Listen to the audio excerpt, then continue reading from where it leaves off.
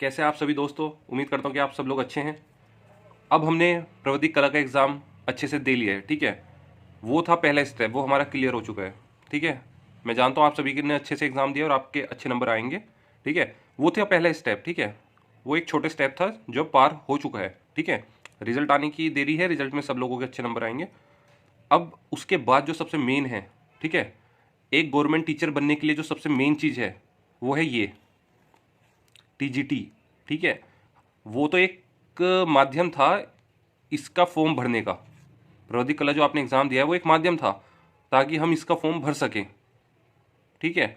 अब हमें इसकी तैयारी करनी है क्योंकि अगर ये आप क्लियर करोगे ना तो आप गवर्नमेंट टीचर बनने से आपको कोई नहीं रोक सकता। ये है मेन हमारा। अब जो हमारा नेक्स्ट बैच स्टार्ट होएगा, जो हमारा अब नेक्स्ट टारगेट है वो है ये टीजीटी, ठीक है। अब टीजीटी कौन सा है? टीजीटी आर्ट्स, ठीक है। अब टीजीटी आर्ट्स में हमारा टारगेट है 2023 का। अब टीजीटी आर्ट्स का सिलेबस क्या होता है ये मैं अब आपको बताऊंगा।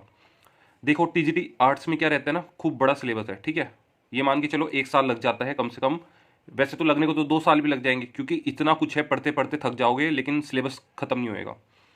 हम उन चीज़ों पे सबसे ज़्यादा जोर देंगे जो सबसे ज़्यादा महत्वपूर्ण है, इंपॉर्टेंट है और जो सबसे ज़्यादा एग्जाम में पूछे जाते हैं, ठीक है। तो देखो इसमें टीजीटी क्या है ना, 5-6 पार्ट्स में बटा हुआ है, ठीक है। टीजीटी में 125 क्वेश्चन आते हैं, ठीक है।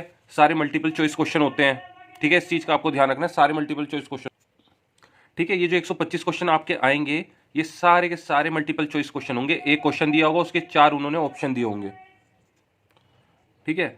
एक क्वेश्चन होगा 4 ऑप्शन होंगे, ठीक है। इस चीज़ का आपको ध्यान रखना है।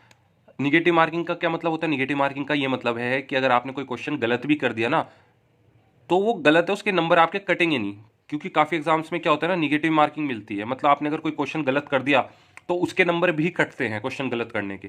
टीजीटी में क्या होता है, कोई निगेटिव मार्किंग नहीं होती। मानो 125 है, आपने 100 सही किए हैं तो आपके जो नंबर आएंगे ना वो मान के चलो 100 आए, ठीक है। 100 मानो अगर एक नंबर का एक क्वेश्चन है तो आपके 100 नंबर आए, 100 क्वेश्चन सही करने पे कटेंगे नहीं। अगर निगेटिव मार्किंग होती तो अगर मानो आपने 100 क्वेश्चन करे उसमें से 10 गलत है, आपके 90 सही है, तो 90 नंबर नहीं आएंगे आपके, 90 से भी कम आएंगे, ठीक है। वो होता है निगेटिव मार्किंग।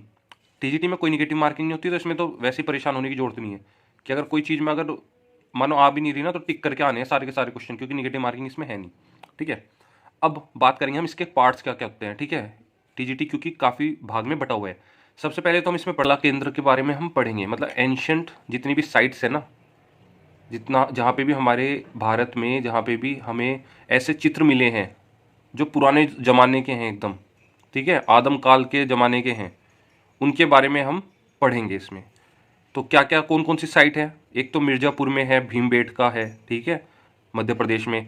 सायगढ़ है, बांदा है, पंचमढ़ी है, होशंगाबाद है, ठीक है। ये सब जगहों के नाम है। यहाँ पे गुफाओं के अंदर कलाकृतियाँ मिली हैं बनी हुई, आज से हजारों साल पुरानी, ठीक है। तो एक तो हम इनके बारे में पढ़ेंगे, कौन सी गुफा में कौन सी कलाकृति मिली है, ठीक है, और कौन सी गुफा कहाँ है, कौन से स्थान पे है, कौन से राज्य में है, ये सब पढ़ेंगे। फिर जो दूसरा है सबसे ज़्यादा महत्वपूर्ण वो है हमारा इंडस वैली सिविलाइजेशन, ठीक है, जिसको कहते हैं सिंधु घाटी सभ्यता। जानते होंगे आप, पाकिस्तान और इंडिया के गुजरात और सिंध वाले इलाके में ये सभ्यता पाई गई थी, ठीक है, जिसको हम इंडस वैली सिविलाइजेशन या सिंधु घाटी सभ्यता बोलते हैं, ठीक है। तो इसमें क्या क्या आते हैं? इसमें खूब ज़्यादा इंपॉर्टेंट साइट्स हैं, मतलब जगह है जो मिली है वहाँ। हड़प्पा है, मोहनजोदाड़ो है, ठीक है, राखी गढ़ी है, ऐसे खूब सारी 8 से 10 जगहें हैं जो बड़ी महत्वपूर्ण है इसके अंदर। तो हम वो सारी पढ़ेंगे, ठीक है। यहाँ भी मैंने 2 के नाम लिखे हैं, हम सारी पढ़ेंगे, ठीक है, क्योंकि सारी इंपॉर्टेंट है। यहाँ से क्या क्या कलाकृतियाँ मिली हैं, हड़प्पा से कौन सी कलाकृति मिली है, ठीक है, मोहनजोदाड़ो से कौन सी मिली है, ठीक है, स्नान गृह कहाँ मिला है, नाचती हुई लड़की की, नृत्य करती हुई लड़की की ब्राउंज की मूर्ति कहाँ मिली है, ठीक है, और रोड कहाँ मिली है, ये सब इसमें हम पढ़ेंगे कौन सी जगह पे हमें क्या क्या मिला है, ठीक है। तो ये हमारा सिंधु घाटी सभ्यता सबसे ज़्यादा इंपॉर्टेंट है। इसमें से 3 से 4 क्वेश्चन आते हैं टीजीटी के अंदर हर बार, ठीक है। 125 में से 3 से 4 क्वेश्चन आते हैं इसके अंदर से।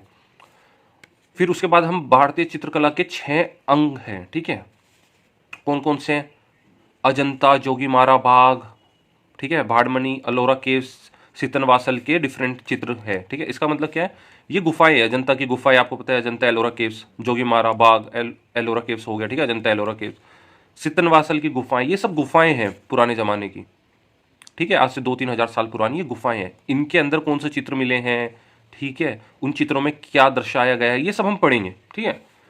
एक तरीके से ये सोचो कि आपको जो हिंदुस्तान भारत की जो कला केंद्र है ना, जहाँ से पुरानी सभ्यताएं मिली हैं, या पुराने ज़माने की कोई मूर्ति मिली है, या पुराने ज़माने की कोई पेंटिंग मिली है, कहीं कहीं छपाई हुई मिली है, ठीक है, तो उनके बारे में हमें पढ़ना है।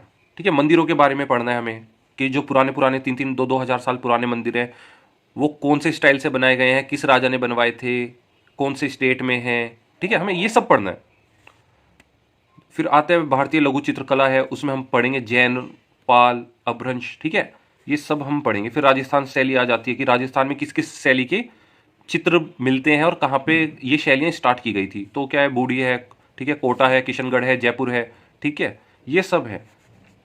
जैसे कि राजस्थान शैली की एक सबसे महत्वपूर्ण और इम्पोर्टेंट पेंटिंग है, अगर आपने सुना होगा, बन्नी ठनी, सुना है ना, बन्नी ठनी पेंटिंग है, वो किशनगढ़ शैली की है। अब वो किस राजा ने बनवाई, ठीक है, कब बनी, किसके शासनकाल में बनी, ये सब हम पढ़ेंगे।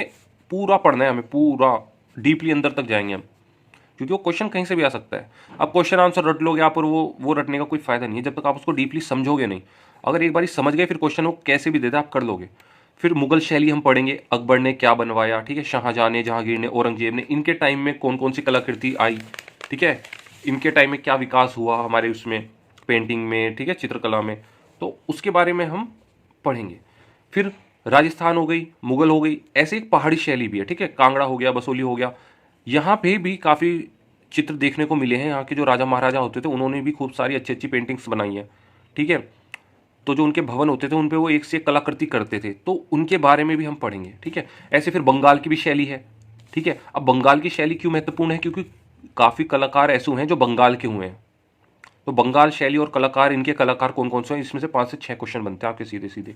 जैसे अविंद्रनाथ टैगोर हो गया, नंदलाल बोस हो गया, ठीक है, हलदार जी हो गए, हमारे डीपी राय चौधरी हो गए, ठीक है, जितेंद्र नाथ हो गए, मजुमदार, ऐसे काफ़ी लोग हैं जो बंगाल से आए हैं। ठीक है, तो बंगाल शैली तो सबसे ज़्यादा महत्वपूर्ण है, क्योंकि इससे 5 से 6 क्वेश्चन हमारे बनते हैं। ठीक है, फिर कुछ और ऐसे हुए हैं उस टाइम में ही, ठीक है, अंग्रेजों के टाइम या उससे थोड़ा सा पहले कुछ हमारे पेंटर हुए हैं, जो जिन्हें कह सकते हो आपकी, जिन्होंने काफ़ी रचनाएं दी। आज जो हम चित्र देखते हैं मूर्तियों के, भगवान के, या किसी भी चीज़ के, वो किन्होंने दिए, कहाँ से आए वो, तो वो क्या थे, रविंद्रनाथ ठाकुर हो गए, राजा रवि वर्मन सबसे ज़्यादा इंपॉर्टेंट नाम है, इस पर तो 1-2 क्वेश्चन आते ही आते हैं। ठीक है, गंगेंद्र नाथ हो गए हमारे, यामिनी रॉय हो गए, अमृता शेरगिल हो गई है, ठीक है, एन एस बेंदा हो गए, के हेल्दर हो गए, कुलकर्णी जी हो गए, हुसैन हो गए, एम एफ हुसैन, के एच आर हो गए। ये कुछ यहाँ 10 हैं, लेकिन असली में कितने हमारे 30 से 40 लोग हैं। ये तो वो हो गए जो सबसे ज़्यादा इंपॉर्टेंट है, जिसमें तो क्वेश्चन बनते बनते हैं, लेकिन 30 से 40 ऐसे कलाकारों के नाम हैं जिन्हें हमें पढ़ना है। ठीक है, उन्होंने कौन सी मूर्तियाँ बनाई हैं, उनकी फेमस पेंटिंग कौन सी है, ठीक है, किसने कौन सा स्कूल, आर्ट्स कॉलेज किसने खोला, आर्ट स्कूल किसने खोला, बॉम्बे आर्ट्स स्कूल किसने खोला, कौन वहाँ के पहले प्रधानाचार्य थे, ठीक है, स्थापना किसने की। तो ये सब हम पढ़ेंगे। तो ये हम पढ़ेंगे क्योंकि अब जो नया सिलेबस है ना, उसमें क्या है कि 20 से 30 क्वेश्चन आते हैं हमारे कलाकारों से रिलेटेड। ठीक है, उन्होंने पैदा कहाँ हुए, वो कौन से स्टेट के थे, कौन सी उन्होंने कलाकृति बनाई है, कौन से चित्र उन्होंने बनाए हैं, तो वो हमारे लिए सबसे ज़्यादा महत्वपूर्ण हो जाते हैं। कलाकार वाला जो हमारा पार्ट है वो सबसे ज़्यादा महत्वपूर्ण हो जाता है। ठीक है, क्योंकि कलाकार में क्या है, पहले तो 1-2-3-4 क्वेश्चन आ जाते थे, लेकिन अभी पिछले जो 2-3 साल के पेपर हुए हैं, और स्पेशली पिछले साल के जो 2 पेपर हुए हैं, इससे पिछले साल जो हुआ था और उससे पिछले साल जो भी हुआ था, 2019 में हुआ था शायद, तो उसमें कलाकारों की सबसे ज़्यादा मतलब उसमें पूछा गया है कि आपके इस कलाकार का बताओ, उस कलाकार का बताओ, उसने कौन सी पेंटिंग बनाई। तो हमें इनकी पेंटिंग भी याद रखनी है, किसने कौन सी पेंटिंग बनाई है, कौन इसमें तेल कलर से करता था, ठीक है, कौन इसमें कैनवस पे बनाता था, ठीक है, वो सब हम इसमें पढ़ेंगे आराम से। फिर कला के तत्व हैं, जैसे रेखा, आकार, वर्ण, तान, पोत। ठीक है, मतलब जब हम कोई चित्र बनाते हैं तो उसकी रेखा कैसी होती है, उसका आकार कैसा होता है, इसके बारे में मतलब छोटी छोटी बारीकियां हैं, ये सब हम इसमें पढ़ेंगे कि संतुलन कैसे करते हैं, चित्र का संयोजन कैसे होता है। ठीक है, अब ये तो हो गए इंडियन आर्ट्स से। ठीक है, अब एक आता है इंडियन आर्ट्स के बाद एक, अब आजकल क्या है, वेस्टर्न आर्ट्स भी काफ़ी पूछा जा रहा है एग्जाम में। तो वेस्टर्न आर्ट क्या होता है, जो हिंदुस्तान से बाहर जो पश्चिम के देश हैं, यूरोपियन कंट्रीज जिसे कहते हैं ना, ठीक है, जैसे लंदन हो गया, फ्रांस हो गया, जर्मनी हो गया, यहाँ के जो कल्चर है, यहाँ की जो आर्ट है, उसके बारे में भी हम पढ़ते हैं। ठीक है, जैसे मोनालिसा की पेंटिंग है, कितनी फेमस है वर्ल्ड में, वो किसने बनाई, कहाँ से आई, ठीक है, किसने रचना की। तो वो जो वेस्टर्न आर्ट्स है ना, जो फेमस है काफ़ी, उनके बारे में भी पढ़ेंगे, क्योंकि वेस्टर्न आर्ट से भी मान के चलो आप 20 से 25 क्वेश्चन आते हैं वेस्टर्न आर्ट से खाली। तो वेस्टर्न आर्ट में मेन क्या रहता है, एक तो पूरा वेस्टर्न कंट्रीज़ का, ठीक है, मेनली देखो उसमें क्या रहता है, एक तो फ्रेंच रहता है, जो फ्रांस कंट्री है उसकी जो आर्ट है, ठीक है, उसके जो चर्च है, चर्च जो उसके भवन है वो किस कला से बनाए गए हैं, ठीक है, और जो उनकी दीवारों पे जो नक्काशियाँ मिलती हैं वो किस कला का रूप है, वो किसने डिज़ाइन किया, किसके दिमाग की उपज है वो, ठीक है, उनकी छतों पे जो कलाकृतियाँ होती हैं वो किसने बनाई, वो सब हम पढ़ेंगे, छोटी छोटी चीज़ें हैं। फिर इटालियन आर्ट, इटली की जो आर्ट है, पोर्तुगीज आर्ट, स्पेनिश, स्पेन की जो कलाकृति है, पुर्तगाल की जो है, गोथिक आर्ट, जो उनके चर्चों में जो कलाकृतियाँ यूज़ करते हैं वो लोग, रशियन आर्ट जो रशिया की यूज़ होती है, फिर रोम की कला, ठीक है, रोम में कैसे वो अपनी जो उनका आर्किटेक्चर होता है जिससे वो भवन निर्माण करते हैं, या जो पुराने वहाँ राजा महाराजाओं के महल हैं उनमें कौन सी कला यूज़ हुई है वो। फिर ठीक है, मिडल ईस्ट की, ठीक है, सीरिया, ईरान, इराक, यहाँ पे जो पुराने ज़माने के जो भवन हैं, जो महल हैं, ठीक है, वहाँ पे कौन सी वो कला यूज़ करते थे। फिर साउथ अमेरिकन आर्ट हो गया, साउथ अमेरिका के जो देश हैं वहाँ पे कौन सी यूज़ होती थी, मैक्सिकन हो गया, टर्की का आर्ट हो गया। इनमें पढ़ेंगे हम ये सब, लेकिन जो सबसे ज़्यादा जो महत्वपूर्ण होते हैं ना वो होते हैं वेस्टर्न आर्ट, ठीक है, वेस्टर्न आर्ट में कौन सा होता है, फ्रेंच हो गया, ठीक है, और एक रोम की कला होगी, गोथिक आर्ट हो गया, और ये इटालियन, पोर्तुगीज और स्पेनिश, ये 4-5 ज़्यादा होती है महत्वपूर्ण, लेकिन क्वेश्चन कहीं से भी बन सकता है, इनमें से भी आ सकता है, क्योंकि हर बार वो कुछ नया करके देते हैं, तो हो सकता है इस बार वो इनमें से किसी में से पूछ लें। तो हम पहले तो ये सब कवर करेंगे, उसके बाद हम बाकी चीज़ों पे जाएंगे जो कम, जिनकी थोड़ी आने की संभावनाएं कम है। पहले हम वो करेंगे जिनकी आने की संभावनाएं ज़्यादा है, ठीक है। तो ये अभी नया बैच है, ये स्टार्ट होएगा आपका मंडे से, मंडे मतलब 27 और फरवरी, 27 फरवरी से हम ये बैच स्टार्ट करेंगे आपका, ठीक है। मंडे से फ्राइडे तक चलेगा, सैटरडे संडे छुट्टी रहेगी, ठीक है। कोशिश करेंगे हम इस फरवरी से और इसी साल के दिसंबर तक आराम आराम से पढ़ेंगे, ठीक है, क्योंकि समय आपके पास खूब है, समय आपके पास इतना है। देखो अभी तो आपका रिजल्ट आएगा अप्रैल में, ठीक है, और अप्रैल के स्टार्टिंग में मानो या अप्रैल के बीच में आपका रिजल्ट आ जाएगा ये प्रवधिक कला वाला, ठीक है। उसके बाद अप्रैल हो गया, फिर मई, जून, जुलाई, जून जुलाई के आसपास देखो अगर टीजीटी के फॉर्म निकलते हैं तो, ठीक है। और ये मान के चलो जनवरी फरवरी तक एग्ज़ाम हो जाए, जैसे इस बार नहीं हुए एग्ज़ाम, ठीक है, होने तो दिसंबर में चाहिए थे लेकिन अभी तक नहीं हुए, तो एक अलग चीज़ है। लेकिन क्योंकि 2024 में इलेक्शन है, ठीक है, 2024 में इलेक्शन है, उसकी वजह से पूरे चांसेस हैं कि आपका अप्रैल में रिजल्ट आ जाएगा प्रवधिक कला का, और जून के आसपास आपका टीजीटी के फॉर्म आ जाएंगे, ठीक है, जून या जुलाई में, जैसे ये पेपर निमट जाएंगे टीजीटी के, अगर हो गए मार्च अप्रैल में, तो जून जुलाई में दोबारा इसके फॉर्म आ जाएंगे। और ये मान के चलो जनवरी से और फरवरी के बीच में आपके 2024 में पेपर हो जाएंगे, क्योंकि इलेक्शन का टाइम है, और इलेक्शन के टाइम में पेपर की रफ्तार इतनी तेज़ होती है कि बच्चे को समझ में भी नहीं आता कि हुआ तो हुआ क्या, क्योंकि इलेक्शन है, एकदम वैकेंसियाँ निकलेंगी फटाफट, टाइम नहीं मिलेगा आपको सोचने का कि कौन सी भरूँ और कौन सी रहने दूँ। तो हमारे पास जो अभी पूरा 1 साल है हम उसका पूरा यूज़ करेंगे अच्छे से, ठीक है, क्योंकि 2024 में इलेक्शन है, जनवरी फरवरी में इतनी फटाफट वैकेंसियाँ आएंगी धड़ाधड़ कि अगर बच्चा बाद में सोचेगा तैयारी करने की तो फंस जाएगा, उसको समझ में नहीं आएगा कौन सी तैयारी करूँ और कौन सी नहीं। ऊपर से सबसे ज़्यादा लोग वो हैं या तो जो हाउस वाइफ है, ठीक है, जो घर का भी काम करते हैं, बच्चे भी संभालते हैं, तो उनके पास तो समय होता है बड़ा कम, ठीक है। कुछ लोग ऐसे हैं जो जॉब कर रहे हैं, कुछ लोग ऐसे हैं जो और अन्य एग्जामों की तैयारी कर रहे हैं, ठीक है, ज़्यादातर 99% लोग ऐसे ही हैं। तो जो हाउस वाइफ है, जो घर में काम कर रहे हैं, जो बाहर काम कर रहे हैं, जॉब कर रहे हैं, और जो बच्चे अभी पढ़ाई या अपनी कोई तैयारी कर रहे हैं, उनके लिए सबसे अच्छा टाइम है ये वाला बैच, अभी ज्वाइन कर लो। इसमें क्या रहेगा, आपको बस दिन के अपने 1 घंटा देना है। कितना घंटा देना है, 1 आवर, ठीक है, 1 घंटा दिन का आपको इसमें निकालना है। जैसे 1 घंटा आप दिन का अपना इसमें निकालोगे तो ये मान के चलो कि आपकी तैयारी आज से ही स्टार्ट हो गई। जैसे हम 27 से चलेंगे, आपकी रोज हो जाएगी, मंडे से फ्राइडे आप बैच करोगे, ठीक है, 5 दिन की आपने, 5 दिन की आपको क्लास मिल गई, आधे आधे घंटे की या जितनी भी रहेगी। सैटरडे संडे जैसे जैसे आपको टाइम मिलता है थोड़ा खाली, आप ये जो हफ्ते में पढ़ा है उसकी प्रैक्टिस करो। सैटरडे संडे आपके लिए प्रैक्टिस के लिए, ठीक है, क्योंकि हमारे पास 1 साल है, तो हमें भागदौड़ नहीं करनी है, हमें अच्छे से समझना है, धीरे धीरे डीप जाना है बिल्कुल।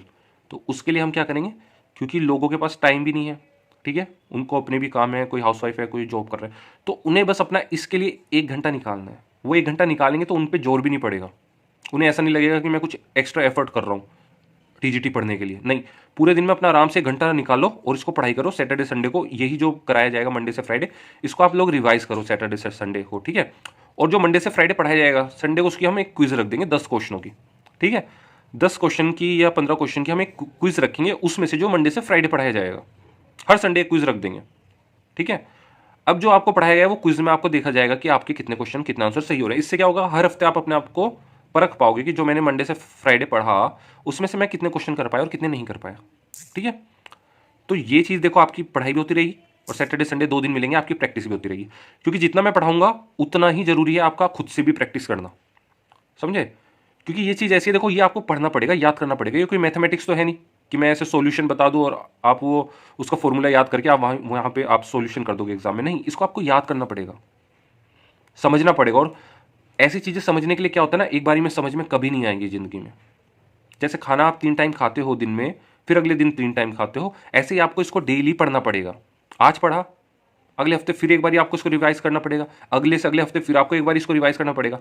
जब आप इसको 7 से 8 बार रिवाइज कर लोगे ना, आप सोते हुए भी इसको बता दोगे। सो रहे होंगे ना आप और कोई एकदम आपको उठा के पूछ ले कि हाँ भाई पोर्तुगीज आर्ट का बताना, वो किसने बनाई थी, मोनालिसा की पेंटिंग किसने बनाई थी, ठीक है, तो आप एकदम बता दोगे। लेकिन आप सोचोगे कि नहीं मैं बस एग्जाम से 2 महीने पहले पढ़ लूंगा इन सबको, कभी नहीं हो पाएगा। आप इनको दिमाग में भर तो लोगे, लेकिन फिर वो इतना उलझ जाएगा आपके दिमाग के अंदर कि आप उसको वहाँ एग्जाम में नहीं कर पाओगे। तो एग्जाम करने के लिए, एग्जाम में अगर क्वेश्चन करना चाहते हो तो उसके लिए अभी से तैयारी करनी पड़ेगी आपको, ठीक है। अभी से तैयारी करो क्योंकि सिलेबस खूब बड़ा है। ये जो मैंने बताया ना, ये बस एक मैंने ऊपर से आपको उसका ओवरव्यू दे दिया एक तरीके से कि क्या क्या आता है। अब इसके अंदर जब डीप हम घुसेंगे ना, तो फिर हम इतना ज़्यादा डीप घुसेंगे कि हम उस जगह का पूरा स्कैन कर लेंगे उसका, ठीक है, पोस्टमार्टम कर देंगे उस जगह का कि अगर वो इस जगह भीमबेटका से अगर कुछ भी रिलेटेड दे देना कि इसके साइड की नदी भी कौन सी बहती है इस जगह के, तो हम वो भी बता देंगे। तो हम इतना इसका वो कर देंगे एकदम, ठीक है, पोस्टमार्टम, जो कि ज़रूरी भी है।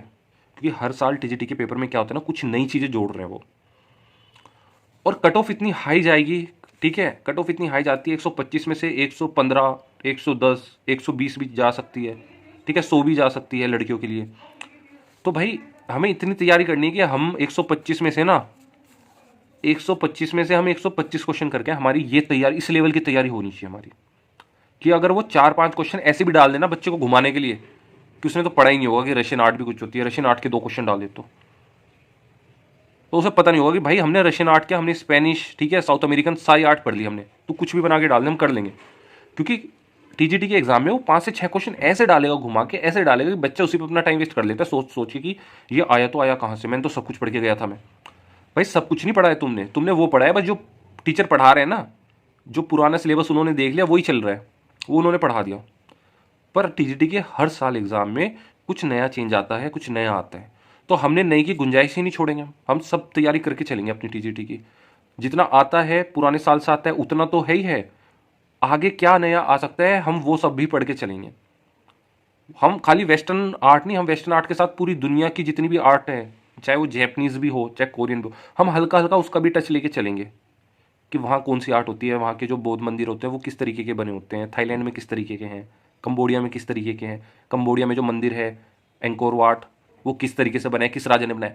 ये हम हल्का हल्का टच हर चीज़ का पूरी दुनिया का एक ओवरव्यू ले लेंगे, कहाँ पे कौन सी महत्वपूर्ण इमारतें हैं, मंदिर हैं, चर्च हैं, ठीक है, तो उनमें कौन कौन से कला का यूज़ किया गया है, किसने बनवाया है, कौन से सन में बना है, ठीक है, किस नदी के पास बना हुआ है, हम कुछ नहीं छोड़ेंगे। हम क्या ना पोस्टमार्टम कर देंगे उस चीज़ का।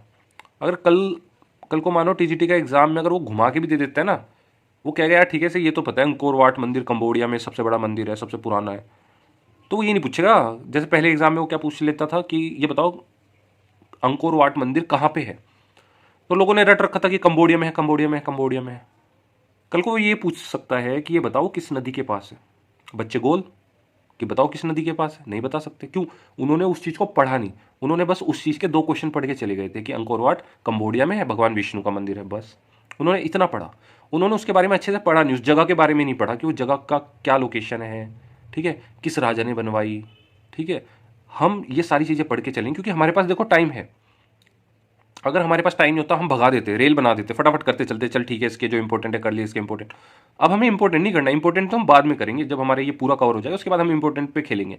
पर पहले हमें पूरी नॉलेज होनी चाहिए अपने सिलेबस की कि सिलेबस क्या है। सबसे बढ़िया कोई भी एग्जाम देने जाते हो सबसे पहले आपको उसके सिलेबस की नॉलेज होनी चाहिए कि उसमें आता क्या है, क्योंकि सिलेबस दिया ही इसलिए जाता है कि आपको पता रहे कि उसमें आता क्या एग्जाम में।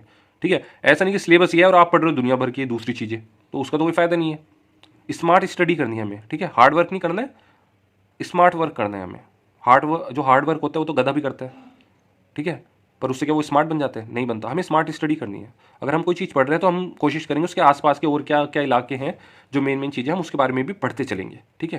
क्योंकि आपके पास देखो पूरा पूरा 1 साल से भी ज़्यादा समय है आपके पास, ठीक है, मोटा मोटा 1 साल तो है ही, ठीक है। जो नेक्स्ट टीजीटी जिन्होंने अभी प्रवधिक कला का पेपर दिया और जो नेक्स्ट टीजीटी का फॉर्म भरेंगे उनके लिए मोटा मोटा 1 साल पूरा है, ठीक है। तो आपके पास जब 1 साल है तो आपको इसको पूरा यूज़ करना है। अभी से हम पढ़ाई स्टार्ट कर देंगे और पूरे 1 साल तक पढ़ेंगे। उससे क्या होगा, आपके ऊपर जोर भी नहीं पड़ेगा, ठीक है। और जब आप 1 साल में उसे पढ़ के और 1-2 बार रिवाइज भी कर दोगे तो आपको दिमाग में अच्छे से सेट हो जाएंगी चीज़ें उसकी, ठीक है। अब सोचो लास्ट की मैं 2-3 महीने में ही पढ़ूंगा तो कभी नहीं कर पाओगे लास्ट के 2-3 महीने में, ठीक है, कभी नहीं कर पाओगे। क्योंकि इतना ज़्यादा वास्ट है ना, इतनी ज़्यादा पूरी एक तरीके से आपको पूरे इंडिया की तो हिस्ट्री पढ़नी है आर्ट से रिलेटेड। आपको आर्टिस्टों की भी हिस्ट्री पढ़नी है कि किसका जन्म कहाँ हुआ, कौन से स्कूल में पढ़ाता था, कौन से आर्ट कॉलेज में स्थापना की, ये वो। प्लस हिंदुस्तान की आर्ट की हिस्ट्री के साथ साथ आपको वेस्टर्न दूसरी कंट्रीज़ के, ठीक है, पश्चिमी देशों के बारे में भी पढ़ना पड़ेगा कि उनकी आर्ट की हिस्ट्री क्या है, उनके कौन से महान कलाकार हुए हैं, उन्होंने कौन कौन सी पेंटिंग बनाई है। तो ये खूब बड़ी चीज़ है, मतलब खूब ज़्यादा, एक कह लो कि सिलेबस खूब ज़्यादा है, ठीक है। कठिन नहीं है लेकिन ज़्यादा है। तो जब भी कोई सिलेबस ज़्यादा होता है तो उसके लिए समय भी ज़्यादा लगता है। तो ये मत सोचना कि 1 साल इतना लंबा समय, ये सोचो आपके 1 साल है, आप खुशनसीब हो कि आपको इतना टाइम मिला है। इतने टाइम में आप ऐसी तैयारी कर लो कि जब होए टीजीटी का इस बार 2023 में या 2024 में जो भी पेपर होएगा टीजीटी का उसमें आप क्लियर करो। अगर इसमें आपने क्लियर कर लिया, कोई आपका इंटरव्यू नहीं है, कुछ नहीं है, सीधा आपका ज्वाइनिंग आ जाएगी, आप सीधा टीचर बन जाओगे, आपकी लाइफ सेट है, आपकी ज़िंदगी संवर जाएगी अगर आपने टीजीटी निकाल लिया। क्योंकि इसे देने के बाद कोई इंटरव्यू भी नहीं होता कि आपको कोई इंटरव्यू देना है, नहीं, ये एग्जाम देना है, बस खत्म, कहानी खत्म, ठीक है। ये एग्जाम दिया, क्लियर किया, आप बन गए टीचर। और यही हमारा लक्ष्य है कि हमें टीचर बनना है। और वो टीचर के लिए लास्ट पड़ाव हमारा ये है। पहला पड़ाव था प्रवधिक कला जो कि निकाल लिया बच्चों ने, ठीक है, रिजल्ट आ जाएगा 1-2 महीने बाद। अब जो सबसे मेन और जो आखिरी पड़ाव है वो है हमारा टीजीटी। हमें बस किसी भी तरह ये क्लियर करना है, ठीक है। क्लियर मतलब कट ऑफ वाले क्लियर नहीं करना, मेरिट लिस्ट में आना है। क्योंकि कट ऑफ क्लियर करने से आपको नौकरी नहीं मिलेगी, आपको मेरिट लिस्ट में आने से नौकरी मिलेगी। और मेरिट लिस्ट में आपको आके दिखाना है क्योंकि आपके पास समय खूब है। और आज से तैयारी स्टार्ट कर दोगे तो पूरा 1 साल है, आराम से आप टीचर बन सकते हो, आराम से। अगर आज से आपने मेहनत करके स्टार्ट कर दिया, 1 साल में तो लोग आईएएस का एग्ज़ाम निकाल लेते हैं, एसएससी का एग्ज़ाम निकाल लेते हैं, ठीक है। ये तो फिर भी टीजीटी का एग्ज़ाम है। मेहनत करोगे, डेली 1 घंटा दोगे, आपका ये एग्ज़ाम आराम से निकला है, ठीक है।